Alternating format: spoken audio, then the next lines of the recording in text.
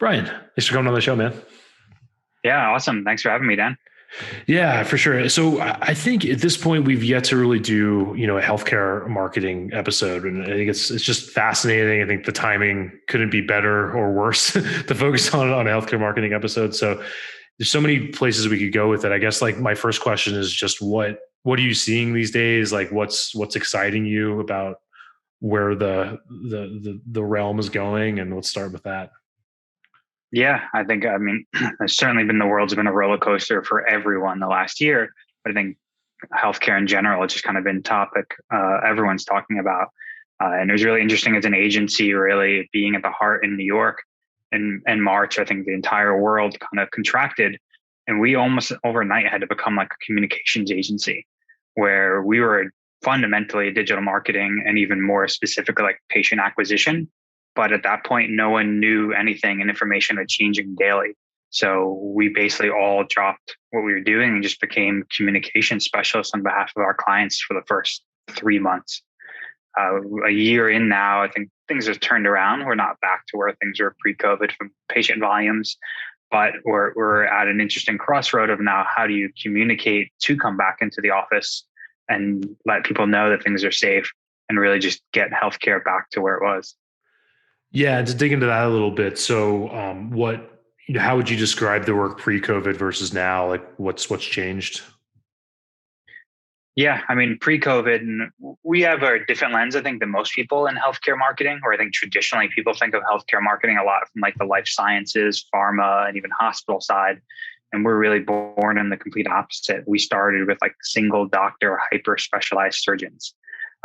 We've grown and now work with multiple kind of nationwide brands, but at the end of the day, they're still specialists. So like categorically, they're one board certification, but they're really 2 or 3 levels down. And it's our job to separate them from the crowd and help them kind of attract and acquire patients in the simplest sense. Uh, we really flipped that script on the head post-COVID and became just communication specialists. But at the end of the day, you're still trying to bring patients in that are just going through a complex journey online, trying to find a specialist. Right. So, kind of thinking about getting patients lined up with the right specialist. Just to dig into that more. What is being more communications focused entail versus what you were doing before? Like, what does the work kind of look like on a day-to-day basis?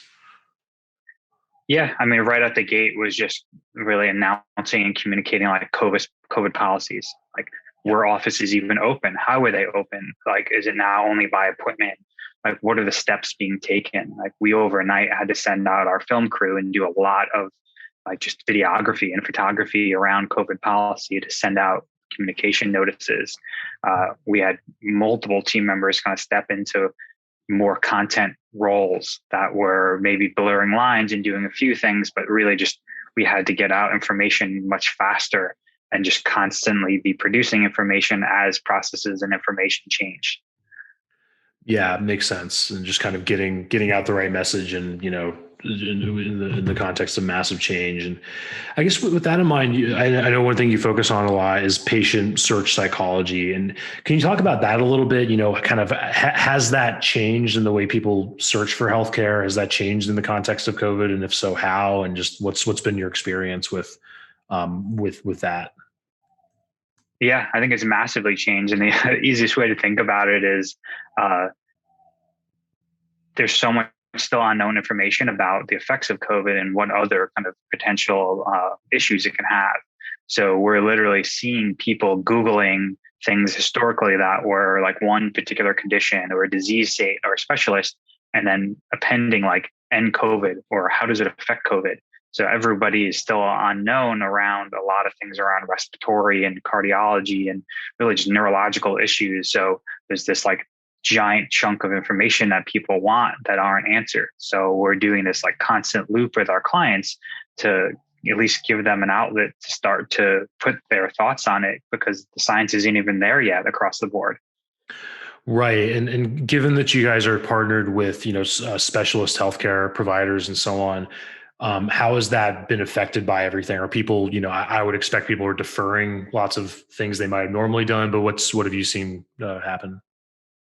Yeah, being that we work with a lot of private practices, the I think just have to be even more business minded, just like based on the size of their business, is that volume is definitely down. When you think about like normal diagnostic things that are done yearly or biannually, or there was a general fear around that. So how do we communicate and let people know that it's safe to come back in, that these things that are preventative are still important, or even things that are not preventative, that you can come back into the office because of how steps and processes that are in place.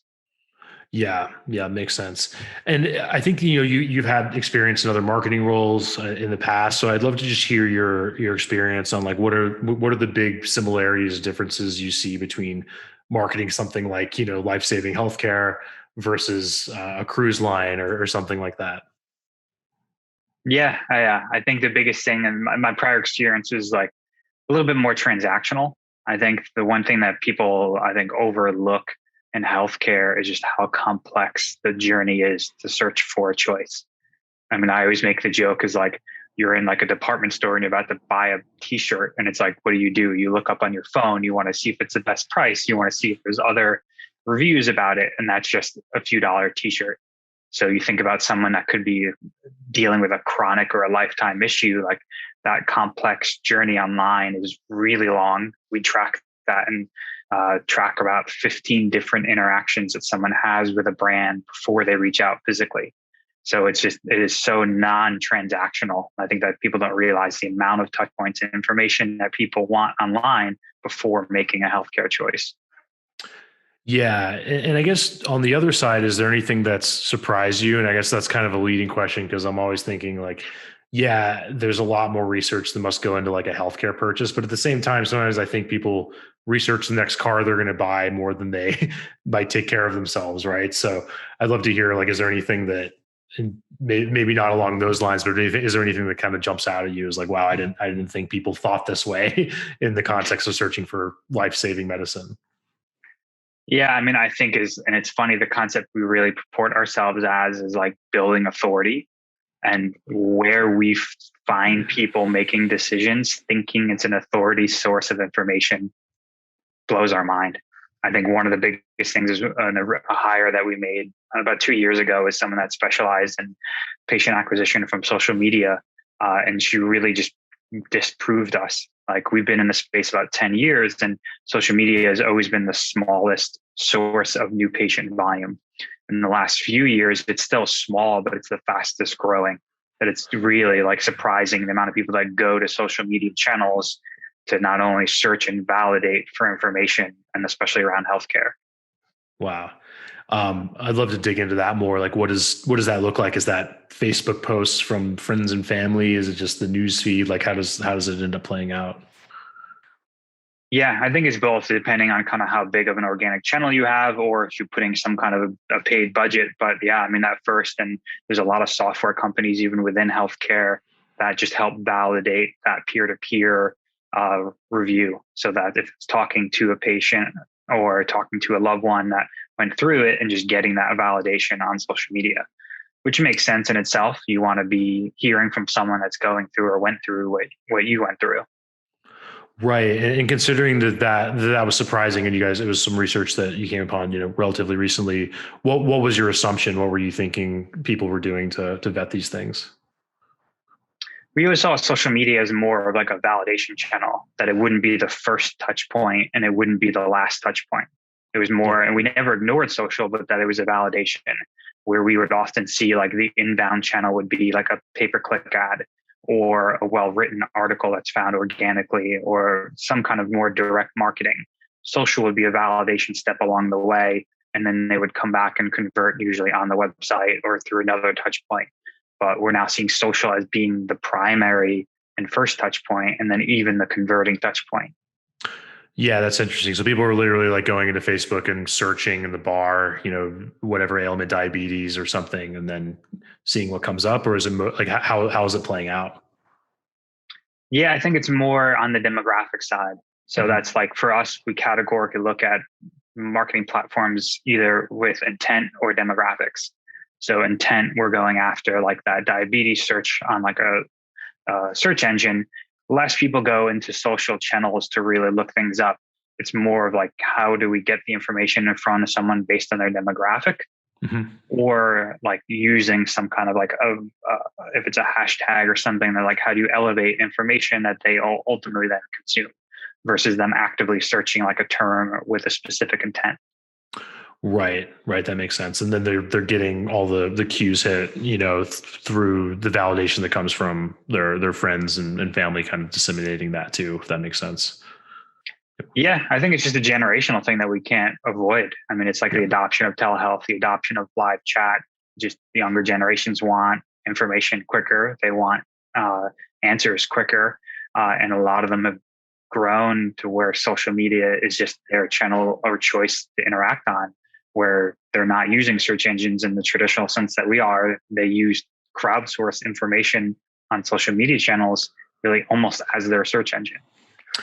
Yeah, that's interesting. And this might be going off the reservation a little bit from what you guys are focusing on, but I'd love to hear your thoughts on telehealth. And it seems like there's lots of advantages to it, then it also seems like there's lots of challenges. And I'd love to hear your thoughts on the incentives. Like, for example, I had a telehealth appointment, and it was for something minor, and they ended up prescribing me an antibiotic. And then I went in, and they were like, I don't know why they prescribed this to you. It's not necessary for the situation. And, and then they said there's a big incentive for telehealth doctors to prescribe antibiotics because then they get better ratings on the review thing, and then blah, blah, blah. So I'd love to hear your thoughts on that. Like, what are the sort of good and bad incentives and the challenges and opportunities of telehealth in your experience?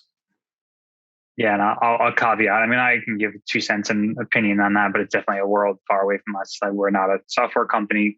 Our interaction with telehealth really just from the communication standpoint, so that if our clients have it, how do we show that service line? How do we communicate the experience to someone and how to get onto it?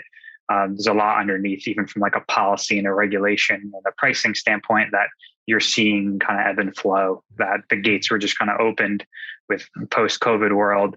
That it was interesting from an adoption standpoint, that it was kind of across the board for us, that agnostic of specialty down to like head and neck cancer clients, people were adopting telehealth as at least their first mode of interaction.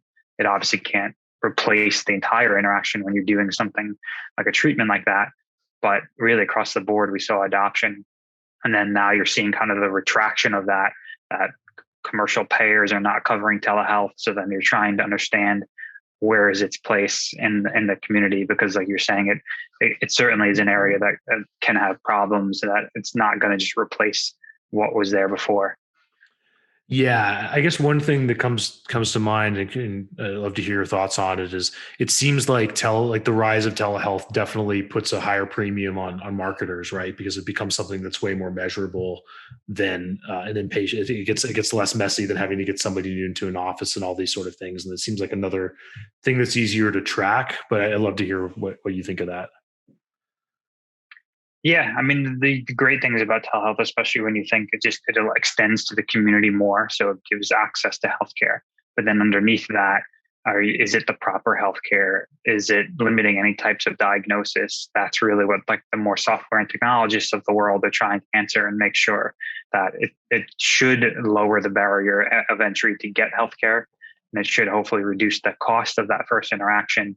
But is it like, in your sense, and the anecdotal example you brought, like, is it then causing more interactions? Is it something that ultimately wasn't the right or proper first interaction? Yeah. Let's see where it goes. And to shift gears a little bit, I'd love to hear, just kind of focus on building the agency and so on.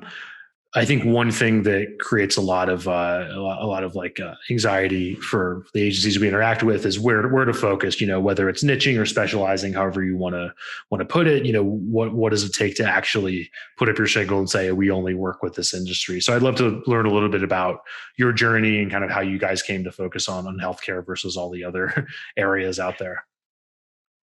Yeah, no, it's funny. We definitely are of the camp of specialized and specialized further. I think really early, I mean, we opened our doors as at least in the specialist sense of what we call like professional services marketing. So we didn't do anything like e-commerce related. So we were working with like architects, CPAs, doctors, lawyers that we wanted to have something that was a little bit more of a complex search journey. Like we weren't going to be a technology company. There's way too crowded of a field, I think, in the e-commerce world. But really quickly, we found a connection of understanding really the information, whether it's billing or really just the language and coding around healthcare, thinking about CPT and ICD-9 codes and how we can actually craft that and use that data in our marketing and our messaging. Kind of when we connected those two worlds, it really just, it made sense and it worked. So for us, it was really just, it's like the opportunity arose. So why wouldn't we specialize when we could see that something was working and working well very early, a few months into our existence? We said, we're going to become healthcare specialists, and have rode that since the last eight plus years.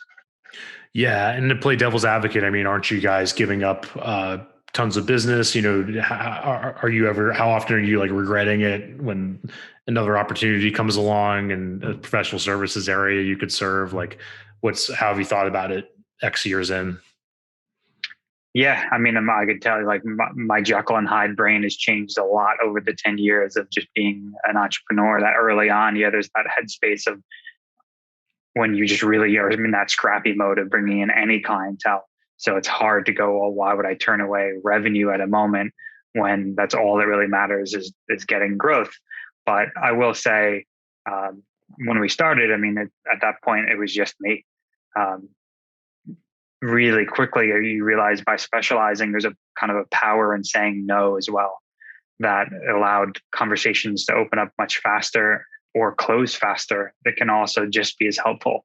And we've never really looked back. It hasn't been an issue being a specialist that now at this point, we really don't turn away work because we're known for what we do.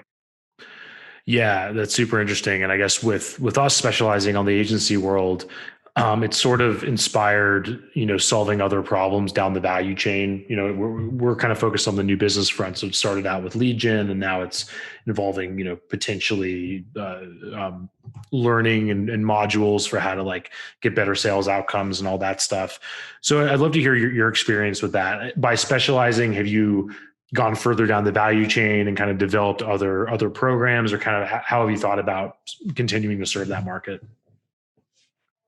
Yeah, I think we followed a very similar path where we started out really as I self-taught myself web design and then like PPC. And we're just really in these acute interactions of just like patient acquisition, and then really started to identify what that talking point that we started with, that patient journey was complex. We're just kind of going straight ad to website. It was yielding a value, but we noticed, okay, well, we also need content. We also need videography. We also need social. We also need developers, and just kept backfilling that service to the point where now we're a full service agency in healthcare and can kind of really support what we call any digital interaction with a potential patient. Right. And then healthcare, we talk about niching and specializing, but healthcare is such a huge umbrella that there's still so much to be done there. So have you been pushed to niche even more? Are there healthcare organizations that you are or aren't a fit for? Like how have you gone about figuring out how to define that at this point? Yeah. I mean, we first kind of niched ourselves underneath healthcare, really just on like the size of the business, where it made sense to work with an agency our side when you were like a hyper specialist or one or two locations. And just they didn't have the capacity to either hire internally or just the experience to kind of know that they needed this. So we functioned as this kind of outsourced marketing department for these smaller brands.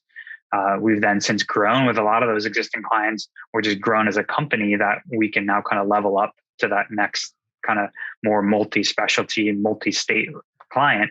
And now we're kind of knocking on the door of that next level, now doing a lot of consulting work for like hospital departments or hospitals at large that have a marketing department, but they're not as specialized as us. So we kind of extend our experience to them from a consulting standpoint.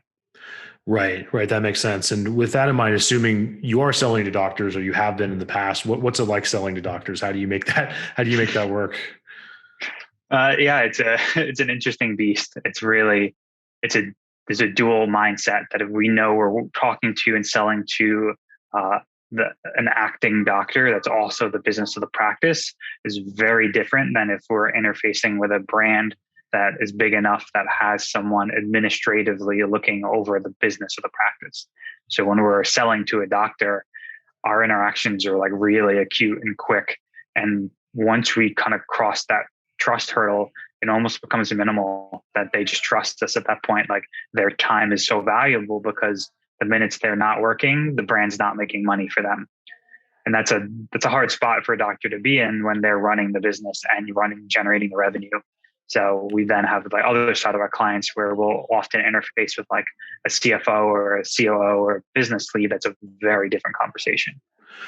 Right. I can imagine. And, I think that selling to most of the business world, you're using words like revenue and targets, and we're going to increase this, we're going to increase that.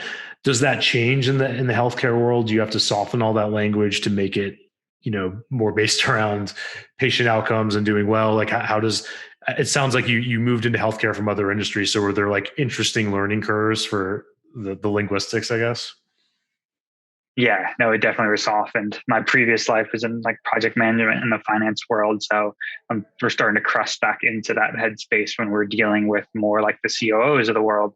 But yeah, when you're talking to the doctor, it's really just plain and simple for them is kind of like new patient volume, tracking that growth in like a very macro and simple sense where underneath it, they just don't have the headspace and they're not trained to really have like kind of the financing background to like peel apart on these really granular like ROI levels.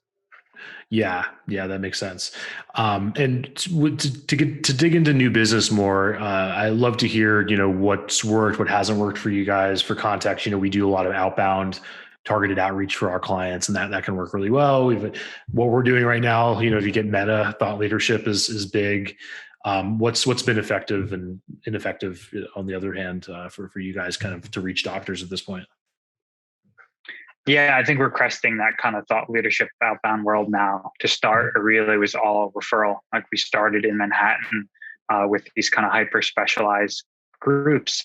And then really early, I just recognized the professional services around them. So think like medical billing companies, medical law firms, CPAs that specialize in healthcare, just fostered those relationships. And it was our initial few years of growth was all referral. It was just like doing right by the client, doing right by the partner when you start with their client. But then that obviously has a limitation. There's no exponential growth really with that world. So we've established enough of a brand, and to the point that our brand is starting to inbound. And myself particularly has shifted to a role much more on just like brand awareness and strategic partnerships. That we have two really good strategic partnerships from a healthcare technology standpoint that working in partnership with them has brought in work. And then really now our brand and kind of our leadership is starting to bring us work. Yeah, that's great. And I think that to put myself in the shoes of a lot of our listeners, I think that a lot of people we talk to and work with, are going after strategic partnerships.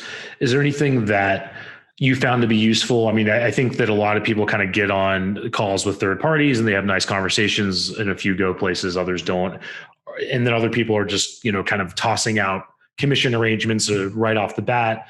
Is there a way to approach this that you found to work really well for kind of building these relationships and nurturing them and so on? Yeah, the way I look at it to me is long-term problem solving. Like I do not lead with and don't throw out commission rates or anything like that. Our strategic partnerships are very much in a sense that we've identified something in our industry or our clients' needs that either we can't support or that someone has done so much better than us that it wouldn't make sense for us to try and compete. So then we go out to the market, literally just bulk negotiate a better preferred rate for all of our clients and structure it as a long-term partnership. And I mean, some of our these strategic partnerships are now in the 6th or 7th year that the relationship is organically and fruitfully yielded us. And it's not something that we generate revenue from that relationship, but it has brought a lot of business, just making it very outward and public that we work with best in class. Right. That makes a lot of sense. And it seems like, have you found, any interesting ways of structuring those things? Because I guess sometimes I think, there's people that are in our world or in our clients' world that might need an e-commerce agency or that deal with e-commerce or whatever it might be. But it's sometimes tough to make make things a two-way street, right? Like we do a lot of new business consulting, but the operational side, we only get a little peek into sometimes. So sometimes it's tough for us to be able to make the volume of intros to a strategic partner that might be able to make intros for us to help out, on the new business side. So are there any interesting ways for kind of like structuring those agreements or for like thinking of these things to make them work? Yeah, again, the way we look at it was more like we knew what the kind of street pricing was for a particular product. Mhm. We knew that they were the best in class, and then approached that company and said, well, we want a long-term relationship. What's kind of the best you can do in giving us a bulk price? Uh, and extended that to our clients, where we never looked at it, and it's almost like a mindset. We never went into it going like, how much revenue can you share with us, or what's that? To me, that was such a micro short-term mindset that was not going to make or break our company. I'm trying to look as far into the future as I can, that positioning with this company will yield better results than the micro, like few dollars that we'd get from a referral standpoint. And I mean, it's one of our clients. I mean, it's public on our site, was acquired by Prescani, which is a like 800-pound gorilla in our industry that we're now a partner underneath, because we are a partner of the firm that they acquired. So we're now getting access to even better pricing, more products, and just a relationship with even a larger entity. Yeah, yeah, that makes sense. And I imagine, thinking of those sorts of things and thinking long term and being creative to kind of structure these things the right way takes a good amount of time and energy. What we see in the agency world is so many owners and executives get caught up in the weeds, whether it's with sales or with putting out fires and that sort of thing. So I'd love to just kind of hear how you've approached that. Like, how do you divide up your day? How do you reserve enough time to think about the longer term stuff and so on? Yeah, and that again has been iterative over the years. And that's the biggest thing when I look at it. I talk to entrepreneurs is really like, don't be afraid to kind of be objective on yourself and prioritizing your time based on where the business's needs are. Like I remember being fully in there, being the one that's executing and selling, and you kind of had to carve those needles on, okay, what percentage of my day needs to happen that would then yield the work, and then how much time do I need to deliver the work? And that's now crested fully, where my business partner is COO, runs the operations and manages the team, and my day is now fully on sales partnerships. And that just organically come that way, and really only been the last, let's say, year or so of going that into that direction. And that's just something you have to not be afraid to really push on yourself and figure out what is the best use of your time at this moment. Right, right. That makes sense. And it sounds like so you're the one in the sales seat now, and I'd love to hear kind of your longer term thoughts on that. Do you envision hiring a salesperson to replace you, or how are you kind of thinking about it? I think that'll be really useful to compare notes with our listeners, or vice versa, for them to compare notes with you. Yeah. Yeah, our pathway right now is funny. In our recent hire, actually a few weeks ago, was an account manager that had a little bit of a sales background. And we'll see. I mean, this is one of those things that you won't know what the future is, but the goal potentially would be that they would morph into more of a sales role, so that the brand itself is now generating leads that is not contingent on the individual of me. So that person can then hand over and take those sales conversations, and I can shift more into the really macro, like strategic partnership, and being kind of the thought leader of our brand and our industry. Yeah, yeah. And with that in mind, where do you see it going in terms of the markets you're focusing on? Do you think it's going to continue to be specialty shops, or do you see a world in which the niche expands out to other areas of healthcare? We see it as a niche expands out. And we're actually right in the middle of kind of a 2.0 rebranding of ourselves, of leading with this concept of authority. It's a very kind of like healthcare driven acronym, but a couple of like the search engine algorithm updates had this acronym of EAT. If you or your listeners don't know, it stands for expertise, authority, and trust. Search engines basically came out and said, if your website talks about anything finance or healthcare related, we're going to hold it to a higher bar. Basically, we're going to hold your website to a higher bar to prove that whoever is behind the website and the content is of authority to be speaking about it. What that means in our world in healthcare is obviously someone that's credentialed, has MD or whatever particular kind of right license that should be speaking on a topic should be the one and the voice behind it. And we've been furthering like literal product development around that. We do a lot of consulting and audits to larger healthcare brands and like adjacent healthcare brands in different verticals. It's like life sciences or DME worlds or hospitals. So we're just furthering handing down as being known as the authority on authority. Yeah, and I didn't know that. My guess is a lot of our listeners that maybe have dabbled in healthcare may or may not have known that. So it sounds like it's as it should be when it comes to people's financial and physical health. It's kind of go big or go home. Yeah, the other acronym I think is YMYL. They call it Your Money, Your Life, basically. So if your website can have an effect on someone's money or their health, it's held to a higher standard. And it's a really like, this is a very hot button concept right now when you think about everything going on with Congress of misinformation around COVID vaccines, that social media platforms of the world, the search engine of the world are really fighting to understand, and how do we elevate and give voice to the proper authorities. And that's a struggle on a global sense, let alone down to a single practice sense that's trying to be a specialist. So this is not something that's going to go away in the near future. Yeah, that makes a lot of sense, and it sounds like it's just kind of a recurring theme on our show that I think probably a lot of people are getting sick of hearing. There's just so much more opportunity that opens with specialization than without it, than the risk that goes without it. So I think it's probably another good example of that. So Bryan, kind of getting towards the end of the time, I'd love to hear just what are you up to these days? You know, any big projects, any interesting things you're focusing on beyond what we've talked about? Yeah, I think we're kind of knee deep in that rebranding of us. We actually pulled out 3 things that we used to do in the past that were more categorically service labeled and actually productize them. One in particular is this, it's called Authority Insight, which is really our objective take at trying to create a formula to output someone's authority. We have like a grading scale that literally we do, and we've now done kind of successfully a few times of making a process on what are the factors to get your authority to a higher ranking. Yeah, that's a rabbit hole I'd like to go down, is the productized service thing. So have you guys built a productized service before, and how would you define a productized service, and what have you learned from that? So I think that's kind of a hot button issue. Yeah, no, we haven't. And it's been an interesting dance. And like, as we've grown, obviously there's a more like a linear correlation. When you're a service team, it's hard to kind of continually grow without also continually hiring and increasing your overhead. So we tried to look at aspects of us that could we productize it and then use it as a lead generation into our service team. And this was a no-brainer that we were doing these audits very manually. And underneath the audit, we were calling it more like tech-enabled. There's certain aspects of the audit that are automated through a product, but there's definitely still a lot of it that's manual. So it's not fully like just a plug and play product, but it's moving us in that direction.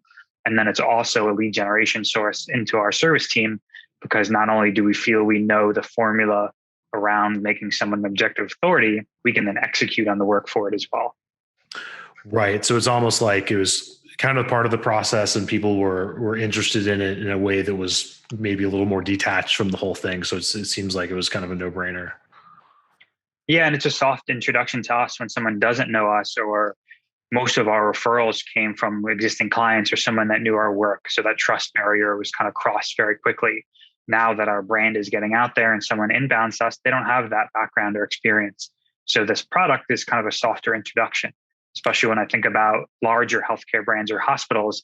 They're not just going to outsource all their work overnight. So this is kind of like a baby step into our relationship to understand how we look at the industry and provide a service and a product back to them.